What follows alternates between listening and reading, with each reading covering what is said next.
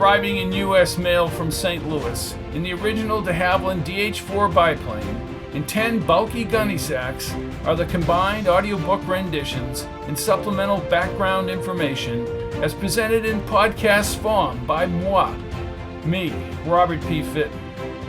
Good evening to one and all, wherever in the galaxy you make your home. We're getting down to the nitty-gritty in the Kennedy paradox, and we're laying some groundwork for the events that lead to return to Dallas and the Kennedy assassination. I'm sure you're wondering, is this really the timeline and events of the Bay of Pigs? Is it what really happened? Would I lie to you? I've never made up history. Not once. Okay. You're a host of these podcasts, and the author of the books contained here within does not stray from the real events and timelines in his books. So there. Why go back in history if you're going to make up the history? Patch is in the thick of it, girls and boys, with his buddy Meinkewitz and that nutcase Savage as they approach Carlos Sánchez, the 1986 terrorist. Episode 8. Let it roll. Chapter 29. Zapata Swamp, east of San Blas, Monday, April 17th, 1961, 7:03 a.m. Savage adjusted his pack and pushed his way out of the bushes again. Troops lingered on the road across the swamp. Patch turned quickly. Paratroopers are on the road. I'm aware of that, Kincaid. We're losing time. Patch shook his head as Savage sprinted.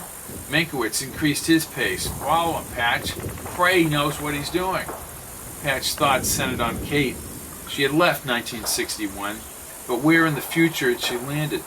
How much had his actions affected that future? He lifted his feet over the high grass as the gunfire continued further west. Savage suddenly darted to the left, toward a couple of tall palms and more bush. Patch slowed for Meinkewitz, who waved him forward, but he waited and jogged next to his friend. They hiked diagonally away from the road. Savage waited for them at the clearing's edge. Take some water, we're getting closer. What about Carlos? Asked Patch, and he poured the warm canteen water into his dry throat. Savage squinted and bit his lower lip. Not yet. He snapped his helmet in place and pushed the bush branches back. Meinkewitz wiped his mouth and screwed the top back on his canteen. Say, he's a nice guy. Yeah, right, just like El Barbudo. Who's that? Castro or Blackbeard the Pirate, take your choice. Bypass Road, Zapata Swamp, Monday, April 17th, 1961, 9:30 a.m. Patch tracked the high-flying Sea Fury with the binoculars until he lost the plane beyond the trees. A blast that prompted all three men to dive into the brush preceded several minuscule explosions. Patch held his helmet and looked south. A small fireball reminiscent of the nuclear explosion over New York in 1986 ascended into the sky. Somebody shouted something about an atomic bomb into Savage's radio channel. A-bomb? Savage stood. My guess is they got another ship. When you call Carlos? He smiled and kept the smile on his face as he looked south toward a looping east-west road. You'll know, Kincaid, because I can call him with the code words, which are, up here, he said, pointing at his helmet. Lots of space up there.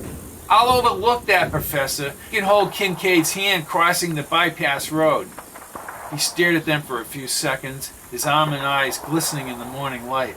Then he broke into a sprint like an end in football, running a pattern across the narrow road. Meinkewitz and Patch kept a 50-foot distance just in case the Cubans gunned down Savage. A few minutes later, Savage slowed and yelled back, "The Rio Escondido is gone!" Steady smoke stream billowed into the morning sky above the trees. Patch sensed they were near the bay. Savage jogged to the west, almost in the direction of the smoke. At a clump of tall bushes, he raised his watch upward, shook off a mosquito, and grabbed the radio. El Beso de la Muerte. Meinkewitz tightened his brow. Patch. The kiss of death. Very good, Professor. El Beso de la Muerte. The radio hissed and Savage checked his watch. What's the matter, Savage? Nobody home? Asked Patch. Savage started forward again. You better hope he's home and he doesn't take us all out. Listen, there's frogmen on Blue Beach as well as the 6th Battalion. They know about this mission? Patch yelled. Savage did not answer as he ran. Patch waited for Meinkewitz to finish another gulp of water. Those planes came in straight, Ray, from the northeast. Easterly would be the first to tell you when they come in straight like that, it gives whoever was on the ground time to prepare. Apparently not enough time for the Rio Escondido. Savage appeared a few hundred yards through the bushes. Patch guided Meinkewitz after the crazy sergeant.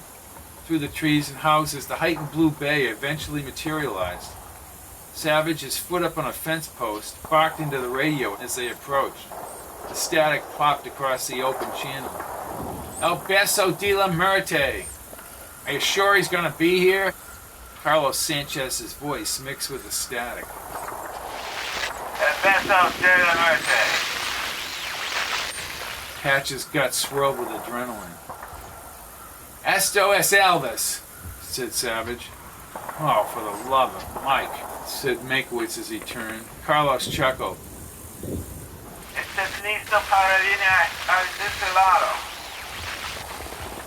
In order to kill Rosselli and the others in the future, Carlos now performed this defecting charade. Okay, rendezvous at Disneyland. Despite his strong accent, he knew English. Sure, we'll climb the Matterhorn. On my way, Savage faced Patch and Meinkewitz. Blue Beach was taken by the 6th and 4th Battalions. They know nothing of this mission, gentlemen. We'll have to be quick and then move out. Hundreds of men in combat fatigues and caps scurried beyond the beach cabins. Jeeps, trucks, and a tank were visible to the west. Smoke from the Rio flared into the sky down to the bay. 4 other ships remained in the harbor. Patch's heart pounded and his hands were clammy around the M1. Savage handed the radio and his pack to Patch. I'm walking down to the 3rd Resort Cottage. No doubt this son of a bitch will have a backup. I don't think he's so brazen to go it alone. Then we head back to the swamp and not get involved with this operation at all. When we meet my contact in Playa Largo, we'll get the professor to command to Orca for his little vacation to Havana. What about you? Asked Patch. I'm off to find me 100,000 for Fidel. He tiptoed through the brush. Don't miss the leopard, Kincaid. They shadowed Savage from the west.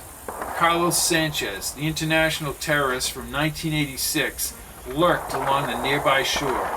Patch's stomach knotted as he repeatedly took deep breaths, but gained confidence marching beside Meinkewitz. In a few minutes, fate would take its inevitable course and test Krabinski's precise hypothesis. Chapter 30. Blue Beach, Iran, Cuba, Monday, April 17, 1961, 11:01 a.m. Along the clearing's edge, away from the 3rd resort cabin, Carlos Sánchez, wearing a brigade combat baseball cap and fatigues, stood with a full pack and a mobile radio in his hand. He had a different type of rifle strapped across his shoulder. He gripped the rifle and scanned the woods as Savage proceeded across the sand and the grass. Patch gripped his rifle as machine gun fire erupted in the air to the west. One of the Cuban jets pummeled an older B-26. The lumbering plane descended quickly, only a few miles away. Both Patch and Meinkewitz fell to the ground. As Patch aligned his rifle, Savage whacked Carlos with the blunt end of his own rifle. But Carlos thrust the Russian weapon out, knocking Savage to the dirt. Patch lined up Carlos's pug-nosed profile in the M1 sights. Savage tripped the future terrorist as Patch and Meinkewitz both fired and both missed. Carlos rolled across the grassy dirt. That stupid dumbass, growled Patch. In the bright sun, he and Meinkewitz both unloaded the weapons again. Savage, on his belly, discharged his gun, but the agile Carlos, in a semi-gymnastic move, flipped to his right and upended on his feet. 5 shots from the SK-45 mowed down Savage as he struggled to stand. Carlos panned the rifle. Bullets tore up the brush and the grass near Patch and Meinkewitz. Carlos dove into the woods. Patch shot at the bushes. We have to go after him, Patch. Are you all right, Ray? I'm okay. They ran over to Savage. A deep, red, oblong blood rivulet had formed in the dirt around the sergeant's punctured fatigues. Patch stared at Savage's rigid profile for a second. Then he pulled out the sergeant's playbook from the pack. He quickly located their position on the map. Ray, right here. Carlos said the Cuban troops were at the sugar mill north of Playa Largo. That's where he'll go, but we have to get him first. With map in hand, Patch faced the woods. Carlos had merged into the swamp about 100 yards through the bush. Patch, that sugar mill is over 20 or more miles away. Patch guided him forward. He checked the sand until he picked up the divots where Carlos had just run. Unfortunately, he knows the area and could go anywhere. What choice do we have now, Ray? As they followed Carlos's trail into the bush, Patch chided himself for not firing before the dogfight and the subsequent plane crash. This time he would not hesitate. Cepeda Swamp, east of San Blas, Monday, April 17, 1961, 12:16 p.m. By the sound of the small arms fire and the strafing F-26s, Patch reasoned the forces battled near the sugar mill to the west. He and Meinkewitz easily followed Carlos's boot marks in the soil and advanced along the crushed bushes and grass blades. Carlos had gone straight north from Blue Beach. At the edge of the grassy swamp, Patch squatted down and checked Savage's map. He's basically paralleling this road to Meinkewitz, and if he gets beyond that town, we'll have no troops there. He's home free. More than likely, there are Cuban troops defending that whole area by now. Patch. Meinkewitz hit his shoulder and pointed to the far side of the clearing. A small flock of sparrows had just spread upward into the sky. An indiscernible movement along the woods caused him to remove the binoculars. At 1,000 yards, Carlos Sánchez pranced northeast like a gazelle, parallel to the Meinkewitz road. Can we get him from here? Carlos's dark fatigues blended in with the leaves. Patch shook his head. Neither one of us is that good a shot. Meinkewitz pounded a mosquito on his forearm. We only have so much ordnance, we better make it count. Patch waited until Carlos entered the woods again. Then, holding their weapons outward, he and Meinkewitz plowed across the prickly Cepeda grass. Carlos did not look back before he disappeared. His northerly direction indicated he had sought the safety of his own forces. The crushed grass and small bush branches matched Carlos's entry point 10 minutes before. According to the map, they would be encountering the edges of the town very soon. Carlos Sanchez's survival depended on his returning to the Cuban populace and rejoining the government troops. Patch lifted his boots and stepped on the bent branches or disturbances in the soil, just as he followed Carlos's trail from Blue Beach. Meínkewitz's grunting alerted him to the fact that both of them were tiring. On the far side of the clearing, a smooth body of water reflected the blue sky. Carlos ran along the opposite side of the lake. Patch increased the pace 25 yards ahead of Meinkewitz. He still hesitated firing at Carlos from this distance. Once he reached the mangrove clump along the water, he descended to one knee as Meinkewitz scurried through the grass behind him. Carlos hiked unruffled along the shore, perhaps 300 yards away. This time Patch raised the M1 slowly, taking his time to place Carlos directly in the V-shaped sight. Carlos crouched as he trekked north along the water's edge. Patch gently squeezed the trigger. The crack echoed down the water's length. A bunch of white egrets down shore scattered like a splash from a rock thrown in the water. Carlos somersaulted over into the water just as Meinkewitz reached Patch. I got him. I know I got him, said Patch, standing up straight. I don't see him. Knocked him right in the water, said Patch, clenching his fist upward. I did it. I killed him. Meinkewitz half smiled as if he were not fully convinced. Well, he hasn't surfaced yet. Patch leaned back on one of the roots. He exhaled slowly and tears came to his eyes. He'll never set those bombs, Ray. The bastard is gone. Those 1st Battalion paratroopers are on the San Blas Road. We need to get the hell out of here. We're too close to the enemy. And then we can contact Luntz. What about Higgins? They want you to debrief him and convince him to come back. Here's the way I see it, Patch. The main mission, he said, looking back to the water, was to kill Sánchez and stop him from becoming an international terrorist in the 1980s. You just did that. Mission accomplished. Once the brigade gets to Havana, I can deal with Higgins. Understood. Patch stood and motioned Meinkewitz back with the gun. In the sky, the T-33 jets, attacked more of the brigade's B-26 propeller combat-painted planes. Patch checked the map. We're less than a half an hour from that road. If we don't get shot, we'll be okay. Meinkewitz froze like a compass needle stuck in a northward direction. Carlos swam toward the opposite shore at the far end of the water. I thought for sure you shot him. How the hell did he stay under? Both men reversed direction and at full speed returned to the water's edge. Patch again got down on one knee. Meinkewitz had already commenced firing his weapon. The bullets clearly splashed in the surface around the swimming Carlos like massive hailstones. He's too far away, Patch. Patch reloaded the rifle clip, but Meinkewitz grabbed his arm. We need to chase him again. Can't believe I missed him. Carlos emerged from the water on his knees like an amphibious monster and crab-walked into the woods. Patch jogged ahead of Meinkewitz up the shore, but he had forced Carlos west toward the 1st Battalion troops on the San Blaise Road. Killing Carlos now required getting closer and not missing. Chapter 31. Zapata Swamp, east of San Blaise, Monday, April 17, 1961, 2:11 p.m. Sweat beaded across his forehead and soaked into his fatigues. When Patch lost Carlos's trail, he retreated back to the Cuban's last known sighting, broken branches by a trickling stream. Patch wiped his brow with his sleeve and then kicked at the mud. He had no indication whether Carlos had plowed through the swamp or crossed to the opposite grassy shore. So, he just disappears? Asked Meinkewitz. With the rifle strapped to his shoulder, Patch straddled 2 clumps of hardened earth. I say he traveled in the stream bed itself, but I don't see anything stirred up. He got away. Maybe it's okay, Patch.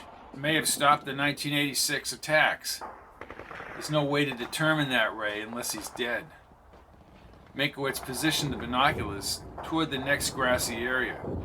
Activity over there, Patch. What is it? Probably the 1st Battalion. Let's link up with them and send a contingent out after Carlos. Patch shook his head. You go to the 1st Battalion, Ray. If they're across this clearing, then Carlos must have gone north. No, we shouldn't separate. I can see the handwriting on the wall, he said, ripping off his pack. He threw his radio at Meinkewitz. I'm going to kill him, Ray. I'm going to kill him right now. Patch, you're not thinking clearly. Patch! Patch leaped into the clearing and he held his rifle over his head. He hopped like a jackrabbit in the afternoon shadows. The matted down grass blades trailed in a northerly direction toward the distant farmland. But the terrain changed abruptly. He carried his weapon diagonally as he traipsed across more mushy ground with occasional water pools. Carlos's boot prints, solid in the mud, turned westward. Maybe he wanted to get out on the road. Patch lumbered toward the road, several hundred yards away. In his haste, he tripped and his weapon careened into the mush. He leaped up, his fatigues dripping with water and mud, but his rifle lay submerged in 1.5 feet of water. The swamp's sulfur mulch inundated his clothes. He unbuttoned and removed his saturated shirt. Then he grabbed the dripping, wet rifle. He grunted and hurled it across the grass. With no weapon, he raced in his olive undershirt toward the mangroves. Fighting continued to the west. Upon leaving the swamp, he reached a point less than 100 feet from a barbed wire fence paralleling the quiet asphalt road. Survival dictated procuring a weapon from the 1st Battalion to the south. He looked back across the swamp and wished he had not left Meinkewitz alone on the other side. Just a few feet from the fence, a shadow blocked the sun. Carlos, his mouth open wide in rage, stormed at him like a rabid grizzly bear. Patch pivoted but could not brace himself. Carlos's forearm and left fist impacted against his shoulder, hard enough to send him back. He landed on his side and immediately spun into the grass. Carlos leaped on top of him with his arms extended. You are an American! He pinned Patch's shoulders back. His enraged dark eyes and exposed incisors were inches from Patch's face. You are firing at me! You're crazy. I'm Kincaid. My weapon was taken by the brigade. I escaped them from along the road. Carlos grabbed his jersey and hoisted Patch to his feet. You've been in the Zapata. I don't believe you. Why the hell would an American be fighting against these invaders? I'm here to join the revolution. Carlos released his grip and then laughed. And you are a lousy American actor. I'm on my way to the revolutionary forces. Carlos squinted. I do not believe you. Eric Bonheim's people contacted me. Carlos inhaled and stepped back. You will come with me as my hostage. You are an American. What are you going to do when the brigade takes Havana? We have to stop them. This whole invasion is a joke, said Carlos. Out to the road. You are my prisoner. He shoved Patch toward the barbed wire fence. Without a weapon, Patch had no hope of killing this hulk. Both men stepped onto the asphalt and started north. Up ahead, a truck started down the highway, but back toward San Blaise as the tank rolled forward. The brigade, shouted Patch. As soon as he could grab a weapon, he would kill Carlos. Back the other way. A pack of soldiers ran forward between the jeeps. This is insane. I will not be a prisoner to any man. Al Leopardo! He shook his head and grabbed the back of Patch's neck. If we run, we will be executed. Patch did not see Meinkewitz. The two jeeps whined to a sudden stop diagonally across from the highway and exhaust hung in the air. A short man with several days' beard growth stepped forward. You are a prisoner. Carlos studied Patch closely. Kincaid, tell them we are not afraid to die. Listen to him, shouted Patch, still searching for Meinkewitz. He will listen to us. You two will move ahead of the brigade into combat. He turned to the men in the truck. March them first. You will be killed by your own men. We've been taking their damned artillery since noon. They were forced up the road under several skinny palm trees. Some little brigade lieutenant ordered them to stay ahead of the advancing trucks or be shot. I have another man with me, Carlos, a physicist, Ray Meinkewitz. Carlos again stared at him. For what reason do you defect, Kincaid? Bonheim? No, Higgins. Meinkewitz and I can help Higgins and the Soviets. Are you shitting me? Carlos leaned closer as he stepped forward. I still do not trust you. Cuba is crawling with men who want to kill Fidel. And who exactly are you? Patriot who is supposed to be in the United States. You mean defect? If that's what it takes, my friend. A mortar shell exploded in the grass and debris sprayed onto the highway. They knelt down on the road shoulder. Somebody yelled for Carlos to keep moving. To the north, Cuban soldiers were visible across the highway. Gomez will push these people back to Iran. Patch recognized the sound of 50mm guns. Just before the explosion ahead shook the ground. How did we get by them? Somebody else will recognize me, said Carlos.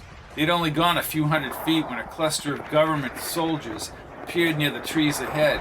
They are lining up bazookas and mortars. Get down! Patch planted his foot on the asphalt but slipped on the road dirt. As the attack commenced, the road exploded all around him. A deep pain tore across his left side and shoulder as he toppled over the scrambling Carlos. Blood trickled down his arm and pebbles had pummeled his shredded face. Carlos encircled his huge hands around Patch's wrist. He dragged Patch off the road. The 1st Battalion returned the fire from the convoy and the Cubans retreated. You saved my life. God damn it, you did. With pain in his ribs spreading up his arm, Patch had difficulty keeping his eyes open. His stilted breathing prevented him from standing. A brigade officer to the rear directed the machine gun fire at the government troops to the north. Water, said Patch, wiping the blood out of his mouth with his sleeve. Carlos stayed near him. Hold on, my friend, hold on. Then he saw the lieutenant standing over him. This man needs water, cried Carlos. The lieutenant quickly ripped a canteen from one of the soldiers. Where are the medics? Shouted Carlos, lifting the canteen to Patch's mouth. As the lieutenant retreated toward the trucks, Patch lifted his chin up and spoke in a raspy voice to Carlos. Ray Meinkewitz, physicist, find him. He knows Stephen Higgins. He wants to defect. Carlos nodded and his head darted from side to side. I know this terrain very well. I will get us to our troops. I will help you, Kincaid. The sky fluctuated between a hazy blur and an occasional clear view of the treetops. Shells landed behind him as columns of exiles raced down the road. He closed his eyes again. Menkiewicz's whereabouts bothered him. Jets buzzed overhead as the pain throbbed in his ribs and shoulder. Iodine or an antibiotic odor drifted over him. Someone hoisted him onto a stretcher. They lowered him into the back of a vehicle, possibly a Jeep 4x4. The engine started and somebody shifted up the road. The sun singed his pitted wounds as they raced along. After a loud crack near the Jeep, followed by a downshift, the engine went out. The Jeep rolled to a stop. Carlos Sánchez bellowed out, "Victoria al Norte!" The Jeep engine turned over and Patch's shoulder pushed against the metal as they jolted forward. Carlos rumbled off the asphalt and then swung back on the road. Bullets pinged off the fender. The mortars exploded behind him now. Carlos screamed back in Spanish. Patch pictured the older Carlos killing Meinkewitz at Sector 13. Another mortar shell exploded, and dirt rained down as the Jeep spun. "Sir Carlos Sánchez!" Carlos began speaking in Spanish to some of the soldiers off to the side. Like a strobe light illuminating an object in the dark, Patch experienced portions of a bumpy ride under the tall, thin palms and fluffy-leaved mangroves. Jets swept down and small arms fire arrived from the west. His parched mouth and sun baked his face, squelching thoughts of killing Carlos Sánchez, the very man trying to keep him alive. Then he opened his eyes as the shade eased the hot sun. His body had grown weaker since the mortar explosion on the San Blaze Road. Somehow Carlos had squeezed behind the Cuban lines. 3 soldiers gazed into the Jeep. One of them checked his face and Carlos appeared. He said something to the man with the thin mustache. "He needs to look at your wounds, Kincaid," said Carlos, leaning closer. "I need water." A soldier brought a glass mug and a metal cup. Carlos filled the cup as the doctor lifted Patch's head up. Carlos slowly poured the water into Patch's parched throat. Patch coughed and then closed his eyes. Pain intensified. In a blurry image, he saw the doctor lifting his jersey. Then they injected him with something. The pain eased, but he went out. Central Australia, Old Sugar Mill, Agua Grande, Cuba, Monday, April 17, 1961, 3:05 p.m. Patch awoke with a binding around his ribs. His numb face no longer hurt. The anti-aircraft guns reverberated around the dirty metal building about 50 feet away. A towering smokestack rose into the afternoon sky behind a sloping tiered roof. Troops ran along the smaller colonnade building. "You are awake," said an old man with a thick accent. Patch pulled himself up. "And he survived," said Carlos, now fully armed and ammunition belts over his shoulders. "Not to worry. General Fernando is in charge, and he will advance on Playa Largo." "I am damn weak. We are shipping you to the Centro Medico in Havana because you need antibiotics so the infection doesn't spread. But I warn you, you will be questioned after you recover." "Okay. Your physicist friend was captured north of Playa Largo." "Is he still alive?" "Si, but he cannot go with you. The commander. He will be here at the mill very soon. He wants to interrogate Meinkewitz himself. Traitors to the revolution will be executed." No, he wants to defect." "We'll see, my friend. You have saved my life. I am in your debt."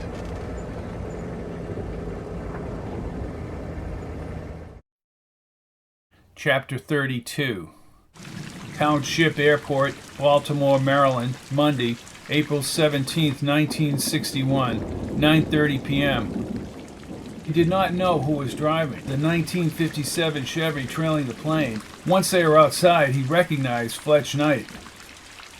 "Robert?"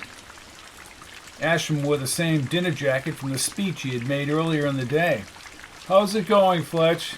"Things are not good." Asham's relaxed demeanor never changed. "Is that right?" Asham sent Martyr and his assistant over to the Chevy. He and Fletch entered a Cadillac to the left. He took out his pipe and faced Fletch as the Cadillac began the 20-minute trip to his suburban Washington home. "Okay, let's have it. We're hanging on by our fingernails. They nixed the air cover because it was getting politically sensitive." "Well, that makes no sense, Fletch.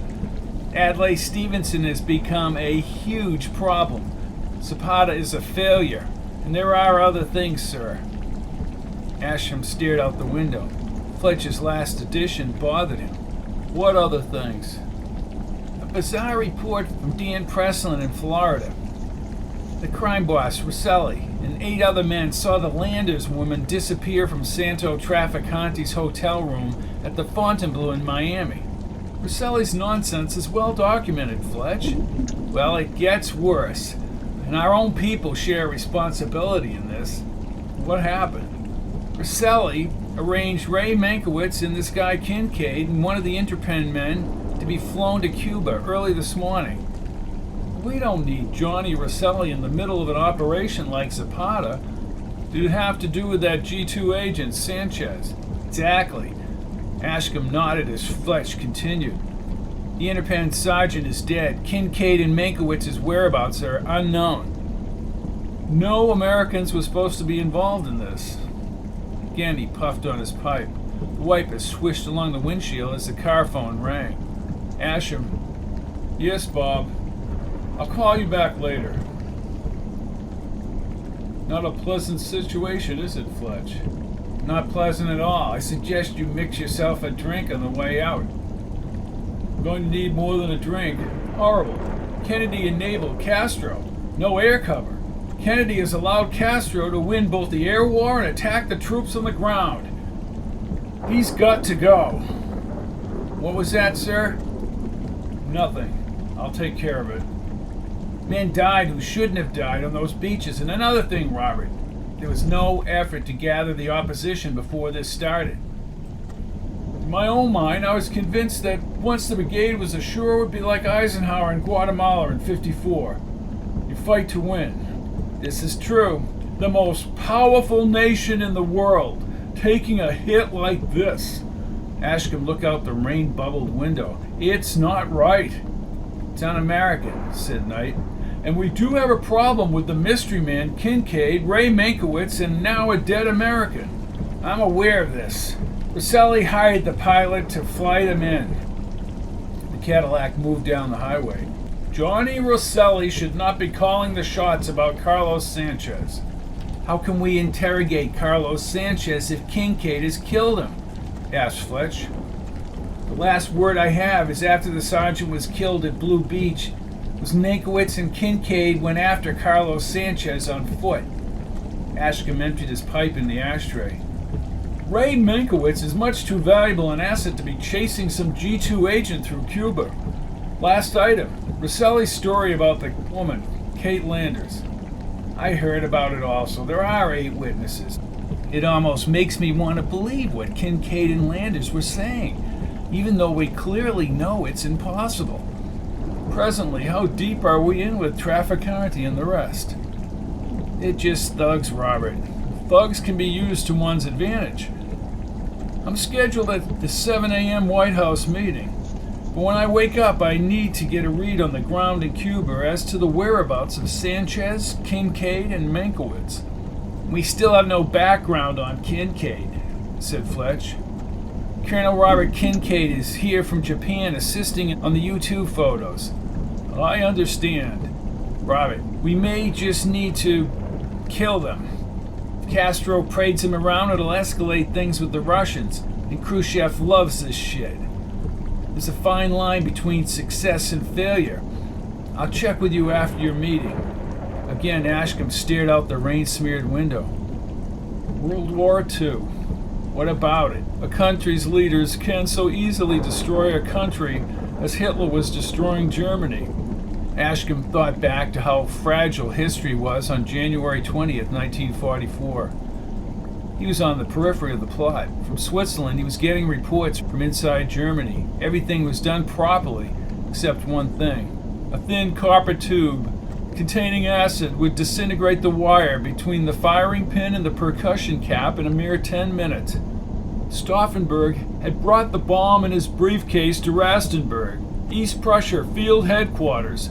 Because Hitler was shielded by a wooden table leg, he survived the explosion. The failure to kill Hitler led to the arrest of at least 7,000 people by the Gestapo. Almost 5,000 were executed. The resistance movement was decimated. The assassination of Reinhard Hendrik in Prague was different. The car had slowed at the bend every day on his route. They traced it. Hitler lived and Reinhard Heinrich, possibly the next Fuhrer, was dead. What are you saying, Robert? Ashcombe stared at Fletch. I think you get it, Fletch. Yes, sir. I would like you to come in for a scotch, Fletch, said Ashcombe. No, thank you, sir. I insist. Okay? There are things to talk about other than Cuba.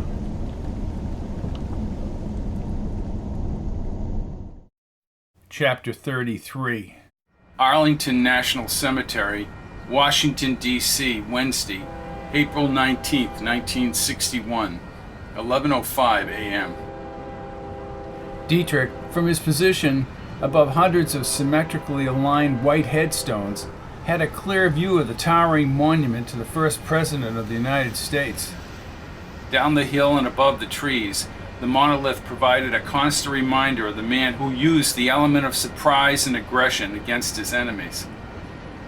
How you doing, John? Shitty. Kane had not shaven and looked rough. He adjusted his glasses and shook hands with Dietrich. No air support, correct? Bundy canceled it. The whole thing is disgusting. We set this up so the president would respond and send in troops and air cover. They began a slow walk along the gravestones. You met with the president twice yesterday, correct? I did. I was with him early while the brigade still had a chance. I told him, in my opinion, that this operation was planned with air support. I told him that that brigade was penned down on the beaches in Playa Largo and Giron. We had the support of Eisenhower in Guatemala. When we needed military backup, Ike gave it to us. Kane's voice tightened and became louder. I blatantly asked him to save those men. Jesus Christ. He said he wanted minimum visibility. Castro, born of a landowner, and now he talks about the working class. Dietrich folded his arms across his chest. Bill Ordway told Kennedy, goddammit. We had aircraft carriers with jets ready to fly. We could destroy Castro and his clowns in a matter of minutes, and Kennedy balked. I understand. What happened when you went back yesterday evening? The Joint Chiefs were at this meeting. I told them we could still salvage the operation. It was a matter of allowing American warplanes to fly cover. So did Admiral Benkus, but General Laurel made this inane statement about the brigade should join the underground in the Escambray Mountains. The goddamn road is being cut off by the Cuban troops. 20,000 troops. It's all over, Bob. I will never forgive them for dicing up this plan, because what it meant, he said, sweeping out his arm, is the same thing it meant to everyone buried in the cemetery, except the men in Cuba have died in vain, and the living have been captured by Castro's communists. And for what? Castro has them all rounded up in the sports stadium in Havana, all because the president thought helping them was politically sensitive. Preslin called me, drunk as a skunk and ready to hang both Kennedys. And Dan will do it. I'll be fired and disgraced, and so will Ashcombe and Ordway, while Kennedy charms the world. Kennedy had better not fire Ashcombe, said Dietrich, pointing his index finger at Kane.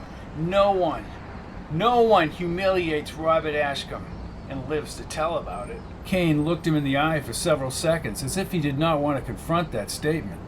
Kane gazed back past the mall toward the distant Capitol. Castro will never let the world forget this failure. I heard Dick Nixon say that Kennedy had turned chicken. Maybe Nixon can get him to change his mind, said Dietrich. Not going to happen. The operation should be considered for what it is. A failure. One more thing, John. What's that? He's got to go. Centro Medico, Havana, Cuba. Friday, April 21st, 1961, 9:57 a.m. The paucity of basic monitoring equipment in the Centro Medico bothered Patch. Iodine overpowered whatever else lingered in the stuffy air. A young surgical team had repaired his shoulder wound last week and sewed the skin back in place. Shrapnel had been removed from the muscle and had barely missed his clavicle, major blood vessels, and lymph nodes. But he had survived the potentially deadly wounds. Under a single sheet, Patch positioned himself in a metal frame bed. A few dozen soldiers injured in the attack occupied the other beds. His frustration mounted when communicating with the soldiers and the hospital personnel. They refused to answer any questions about Meinkewitz. Cubans that did visit him, including an army commander, bombarded him with questions about the brigade and U.S. intelligence operations. One of the nurses told him in broken English that President Kennedy would speak momentarily in Washington. He would probably address the Bay of Pigs invasion. 3 soldiers pushed a large black and white TV across the room and fiddled with the tuner. They connected a brown wire to the back of the set. WCKT Channel 7 in Miami appeared on the black and white screen, and someone announced they were switching to a feed from Washington, D.C. Patch pushed his way up the flattened pillows as the soldiers walked from the room. Numerous Cuban interrogators told him the brigade invasion had failed. After capturing hundreds of men, Castro went on the radio to dramatize the great victory over imperialism. "Kennedy having a news conference?" asked Meinkewitz from the doorway. 2 soldiers accompanied him. "Ray, you're alive!" "I made it through to the winning side, Patch. I was personally questioned by Castro himself at the sugar mill." Patch glanced at the TV as Meinkewitz squeezed his hand. "Patch, you were badly injured. Carlos saved your life. How are you doing?" Patch carefully couched his answer because of the brigade members having been brutalized in the interrogations at the sports stadium. "Just a little busted up. Been questioned by everyone from a lowly private to Major Alvarez, head of the army. Well, he spoke to me also. He's tough but fair." "You said Castro spoke with you?" "He did, in a little office at a single desk with a phone. Then he went out front to fight. Apparently, Carlos spread the word about me because of what you said. The commander sent me to Havana. They want to keep me under a rock till I get to Russia. I lost my weapon in the swamp, and then Carlos jumped me. I tried to convince him I wanted to defect. A mortar exploded, and I prevented him from being killed. Here comes the president." Meinkewitz turned as Kennedy stepped up to the podium at the State Department auditorium. Gentlemen, I have several announcements to make. I know that many of you have further questions about Cuba. I made a statement on that subject yesterday afternoon. We are continuing consultations with other American republics. Active efforts are being made by ourselves and others on behalf of various individuals, including any Americans who may be in danger. I do not think that any useful national purpose would be served by my going further into the Cuban question this morning. I prefer to let my statement of yesterday suffice for the present. As Kennedy spoke about world hunger, Meinkewitz faced Patch. "I've already met with Higgins. He has a fair competence, but he does not have my knowledge or your knowledge. They questioned me for hours about my scientific prowess. Now they know. And I haven't seen Carlos, Ray. I'm told he fought bravely at Playa Largo." "You mean he's dead?" "No, he will be decorated by the commander. He single-handedly led his men against the brigade.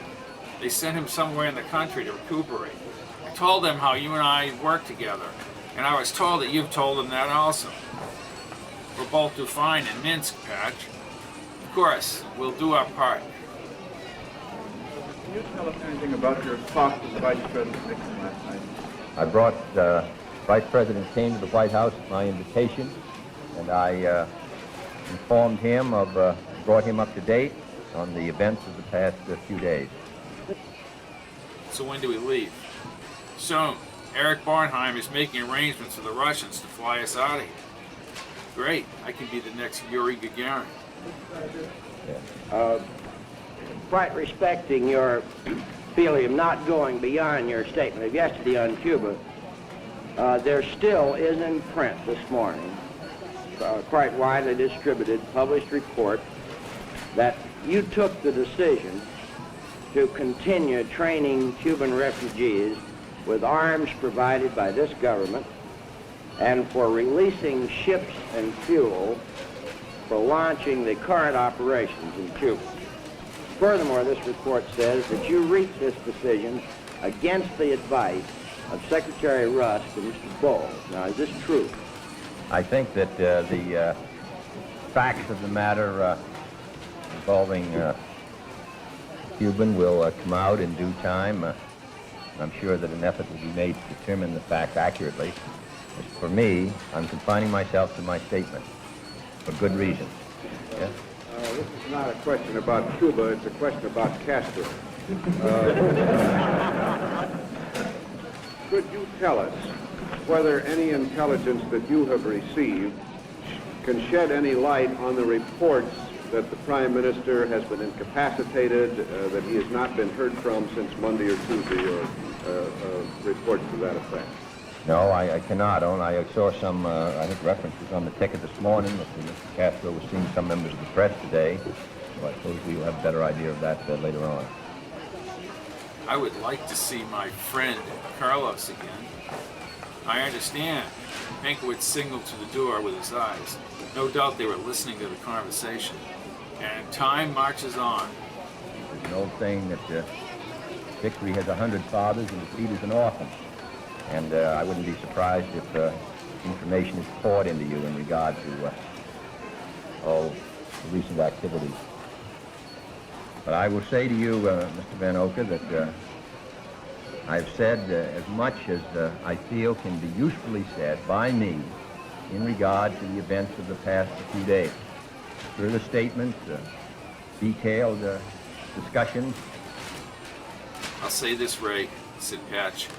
Kennedy took responsibility for it. Chatter in the hall and the arrival of 5 additional Cuban soldiers in solid green uniforms with rifles drawn sent Patch's heart aflutter. They formed a semicircle around the bed and stared like animated toys. The lean Major Alvarez smoked a Tiparillo as he marched ahead of a lanky crew-cut man in olive military garb. Alvarez had a thick dark mustache that tapered into a trim beard. He wore a tiled green beret, and his dusty military uniform showed he did not spend his time behind a desk. Although his interrogations were intense, he always had a ready smile. "How are you feeling, Captain?" "Better, thank you, Major." Alvarez nodded and shook hands with Meinkewitz. "And I trust you are well too, Professor." Yes, I am." Alvarez introduced the man with the dark crew cut as Dr. Stephen Higgins. Patch recognized him from the photos from the boat. Higgins smiled and shook hands with Meinkewitz. "I don't believe we've met, Dr. Meinkewitz," said the light-haired Bonheim, now smooth-skinned and 25 years younger. "I am Eric Bonheim." "I am Meinkewitz," he said, shaking Bonheim's hand. "This is my associate, Patch Kincaid." Bonheim's cold eyes focused on Patch. "Your courage on the battlefield has been noted by my superiors, Kincaid. But we do have some conflicting reports of this Colonel Kincaid, who is involved in the U-2 program spying on the Soviet Union." "I have no affiliation with Colonel Kincaid." Bonheim nodded, but he looked as if he did not believe what Patch had said. "You are alive for 2 reasons," said Alvarez. He puffed on the Tiparillo and then he exhaled. "You saved Carlos Sanchez's life, and you have a scientific knowledge like Meinkewitz." "We've made great progress," said Meinkewitz. The slender Alvarez put out the Tiparillo in the sink. "The Russian plane will leave Cairo after the May Day celebration. Then you will be flown to Minsk." "Well, that's great news." "That is the time frame," said Alvarez. "The commander wants you to as a part of the May Day ceremonies. I will see you there." "And then off to Russia." "Exactly," replied Alvarez with a smile. "Fine with us, right, Patch?" Patch looked at Meinkewitz. "Doesn't matter as long as we're paid well." Bonheim shook his head. "Such devoted revolutionaries." Chapter 35. Havana Sports Palace, Havana, Cuba, Wednesday, April 26, 1961, 5:48 p.m. "How are you feeling, Patch?" asked Meinkewitz as they sat down. Patch had not seen Meinkewitz in almost a week. He and Meinkewitz wore the same yellow shirts Castro had given the surviving prisoners from the failed Bay of Pigs invasion. The guards had seated them away from the brigade. My ribs are a little sore and the wound is healing. I'm trying to figure out why we're here. I'm sure some of the brigade men will recognize us. Word will get around. This way Castro can let the U.S. know he has us without creating an incident. I have 2 escorts over there. He pointed to the guards in fatigues holding machine guns 20 feet away. These people are brutal, Ray. In the crowd, Patch saw many of the unshaven faces from the Guatemalan camp. Castro, in the midst of the assembly, cigar in hand, enunciated his words into a microphone. Meinkewitz translated the Spanish. Castro, Meinkewitz told them, said Batista executed prisoners when Castro arrived on the shore during the revolution. These men have come to fight communism. They lost and are ready to accept the consequences. Patch listened as he scanned the crowd for Carlos. Castro says the prisoners thought they would be killed. Well, I did too, said Patch in a low voice. He says many things you expected have not come true. These are the first prisoners in the world who get a chance to debate with the leader of the nation they came to invade. Ray, this all boils down to Carlos.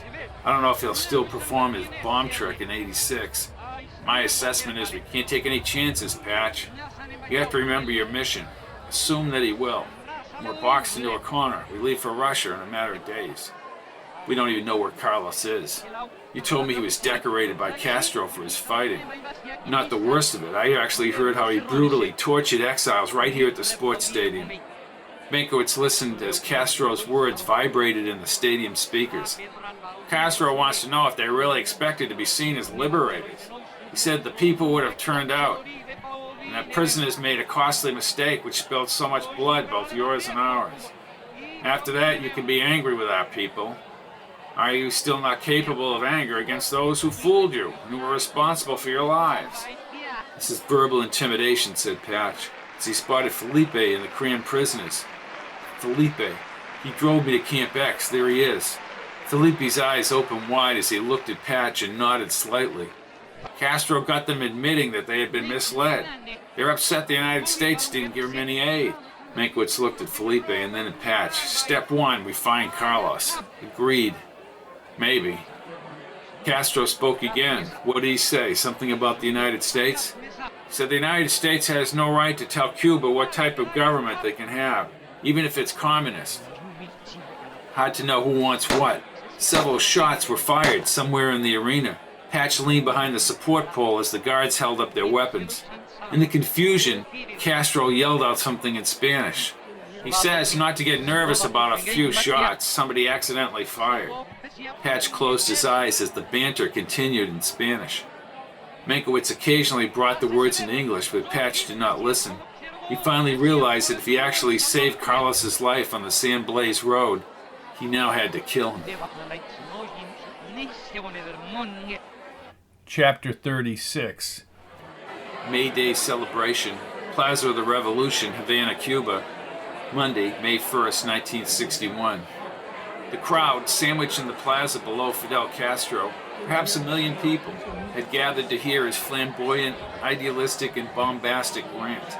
Castro, in a bold green uniform, stood above them, behind a solid stone facade. His words echoed simultaneously through the plaza speakers, and the throng responded in a wild frenzy. Patch and Meinkewitz sat just below Castro in a VIP section with soldiers, dignitaries, and flags. The translation came through a tripod speaker near the wall. Think of the men who died in the recent battles and decide whether a single drop of blood was worth being lost to defend the past. Consider that these workers and youths, the children of the workers, fell on 10 or 12 days ago to defend what we have seen today. They fell to defend this enthusiasm, this hope, this joy of today. That is why when today we saw a happy face or a smile of hope, we thought that each smile of today was a flower over the grave of a fallen hero. Patch winced and leaned toward Meinkewitz as the crowd applauded. Carlos should be on this platform, Ray, and he's not here. Meinkewitz nodded. He may be dead, Patch, and that will accomplish your mission. What about retrograde? Why haven't I been retrograded like Kate? I don't know the answer to that. What would have happened to our workers, our wives, our sisters, our factories? What would have happened if imperialism had established even a single beachhead on our territory? What would have happened if the imperialists had succeeded in taking one part of our territory, and from there, with Yankee bombs, machine guns, and planes, would have launched an armed attack against us? Major Alvarez applauded as he approached. Meinkewitz visibly squirmed in his seat as Alvarez stood next to him. He said nothing as Castro continued. The translation came through the speakers. This idea was not the ideal with which the Yankees inculcated their mercenaries. It was not the ideal of patriots. It was the ideal of the tongue, but not of the heart. It was not an ideal of those who came to recover their lost wealth. It was not the ideal of those who have always lived at the expense of others. It was not the ideal of those who sold their soul for the gold of a powerful empire. Being there is giving a brilliant speech. Patch looked up at Castro, swinging his arms. Castro's snake eyes were like two focused beacons sending out his idealized view of the world. He is brilliant, Major. Alvarez pressed his lips and nodded. Castro spoke fiercely into the microphone. The translation came through, but Patch just rolled his eyes. The crowd cheered, but the Major, as if he were furious, shook his finger at both Meinkewitz and Patch. I have participated with the interrogation of Felipe Delgado. I know who you are and where you have come from, Patch. I understand why you have no background. I understand why Meinkewitz believes you. Be prepared. At the airport. Alvarez's dark eyes remained focused on Castro as he moved away. He walked directly to a group of men and smiled and shook hands. Ray, this may be our chance to kill Carlos. Chapter 37. Jose Marte Airport, Havana, Cuba, Tuesday, May 2nd, 1961, 10:45 a.m. The Soviet propeller-driven aircraft might have been mistaken for a small jet. Patch counted over 20 portal windows and something written in Russian above the wing. The letters CCCP and a serial number engraved below the tail reminded him of this plane's final destination, Soviet Russia. The 1957 green and white Chevy slowed near the plane. The brigade air attack with fake Cuban B-26s just 2 weeks ago left a jagged hole on the tarmac near the control tower. 7 people, including women and children, died during the raid. Bonheim's relaxed mood this morning no doubt contrasted to his feelings during the air attack. The East German turned in the front seat. One step closer to your new life. Finally, said Patch, uneasy with his communist credentials. Bonheim pushed a smile up his face like a dog ready to bite. Your dedication amazes me. Across the tarmac, the plane's engines revved in the morning air. A group of Cuban soldiers stood with rifles on their shoulders just below the aircraft stairs. Your stay in Cairo will be limited to only refueling, said Bonheim. You have a Spanish co-pilot who speaks English and a Soviet pilot who does not. There is a flight steward who is Cuban but speaks English very well. It will be a long flight. I suggest you get some sleep over the ocean. I hope we can make a contribution with our knowledge, said Meinkewitz. Patch looked around for any sign. Car doors opened and they stepped onto the tarmac. Wind gusted slightly as the propellers spun. They shook hands with the taller Bonheim and thanked him, and walked between the motionless soldiers. Come on, Comrade Kincaid, said Meinkewitz. Patch raised his brows and then scanned the airport. As he looked back at the Havana buildings, he climbed with Meinkewitz up the aluminum stairs. The Cuban flight steward, a thin young man in a white uniform, no more than 20 years old, greeted them at the doorway and guided them into the empty cabin. A spicy food aroma filled the cabin from covered food trays up front. I'm Jose Raymond Rodriguez. I will be your steward on the plane flight to the Soviet Union. I've been asked by the commander to cater specifically to your needs. May I get you something to drink? I'm all set. Maybe later, said Pat. Jose moved back up the aisle and Meinkewitz leaned toward Patch. If something doesn't happen soon, Patch, you and I had better start learning Russian and acquire a taste for vodka. You need to be prepared, Ray. Okay, I'm prepared, but where the hell is Carlos? Patch closed his eyes as the plane gained altitude over the island terrain. Going to the Soviet Union now prevented him from completing his mission of killing Carlos, and the possibility of retrograde increased with each passing hour. He replayed Castro's harangue in his head, but he obsessively wanted Carlos dead. Meinkewitz peered out the window as they bounced along the air currents. "We're about to bank over the Atlantic." As Meinkewitz spoke, the plane angled downward. Beeps sounded, and Jose hurried into the cabin. "Please buckle your seatbelts. What's going on here?" "Sir, we have a bad engine landing north of Santa Clara." Meinkewitz looked at Patch as Jose headed up front. The green landscape flashed into view like a rolling conveyor belt. The outside engine sputtered and smoke flared behind the plane. They passed over rugged terrain and several large bodies of water as they circled. The plane swept over the jagged shoreline of a large body of water, pitched slightly toward a landing strip within the foliage. It hit the asphalt hard and rocked to a stop several hundred yards down the runway. Jose returned a few minutes later. Both Meinkewitz and Patch stood in the aisle. "Come with me." "Well, what happens now?" asked Meinkewitz. "A jeep is being sent for you until we fix or replace the engine. We cannot travel to Cairo. You have a friend on the ground, senor." Patch nodded. "Interesting." Several dozen troops in brilliant green uniforms surrounded a gray Toyota Jeep positioned at the bottom of the ramp. White exhaust spewed away from the soldiers. A scruffy sergeant stood up in the Jeep. "Senor Kincaid, Senor Meinkewitz, usted vendor conmigo." Meinkewitz motioned Patch inside. Patch climbed over the passenger door and Meinkewitz slipped in back. The Jeep engine whined as they raced away from the plane. The sergeant straightened the wheel down the runway and then veered onto an exit road through the trees. He said something in Spanish, and Meinkewitz turned to Patch. "There's a valise under the seat with high-altitude photos of the area." Patch dragged out the brown leather case. He unzipped the top and pulled out photos of a reservoir, a large lake similar to what they had seen before they had landed.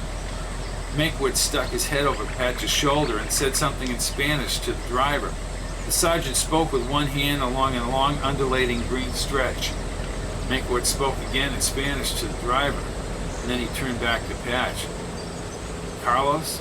"Yes, Carlos has been sent to relax after the battle. He's been in the cabins near the dike. He's been fishing in the reservoir. The sergeant says he has weapons for us." Again, Meinkewitz spoke to the driver.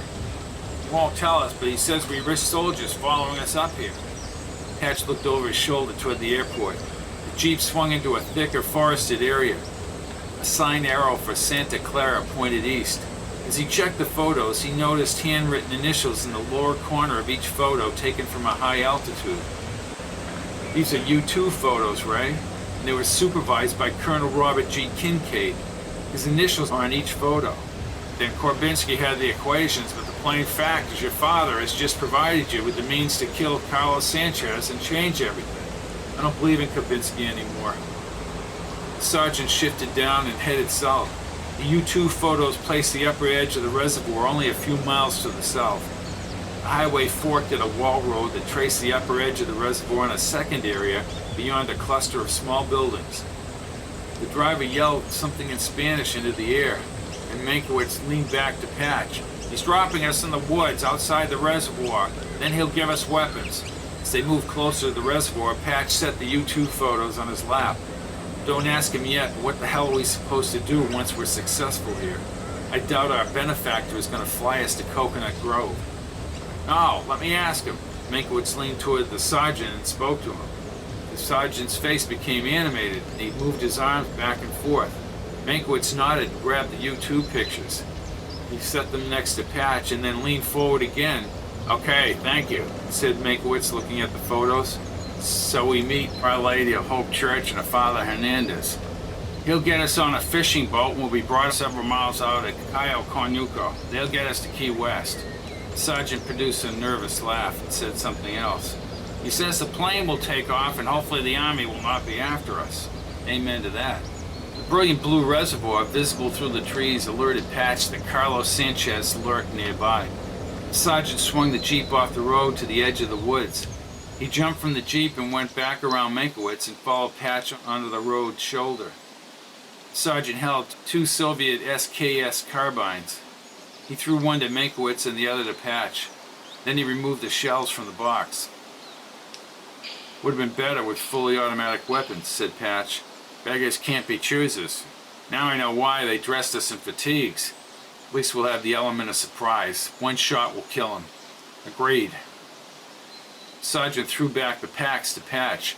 Patch handed one of the packs to Meinkewitz, and the sergeant shook their hands. He said something in Spanish and rounded the Jeep and hopped inside. The engine started and the exhaust swirled through the clean air as he looped back to the road. Patch turned to Meinkewitz as the Jeep left the area. The stillness ate at his frayed emotions. He told us he wanted God to be with us. If Carlos doesn't die, he will live into the future and probably destroy everything. I know this. Meinkewitz held out the photos and tilted them away from the sun's glare. Less than a half a mile from the cabins, Patch. Patch pulled out a small pair of binoculars from his pack. And we have no idea where he is.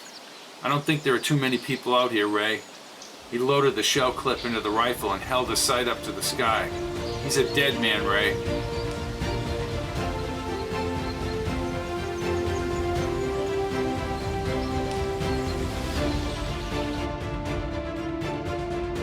What a disaster the Bay of Pigs was early into the Kennedy administration.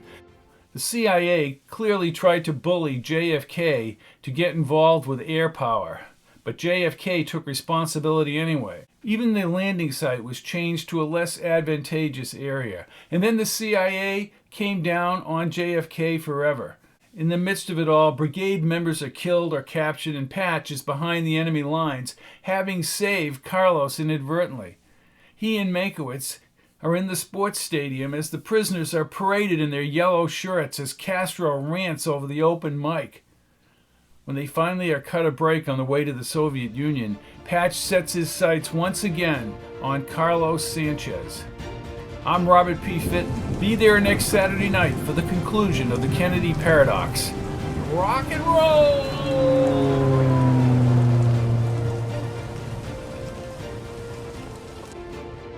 All of my books are available in paperback, Kindle, and audio at www.fittonbooks.com, or you can look at the list of audiobooks separately at pizzazz-pizzazz.com.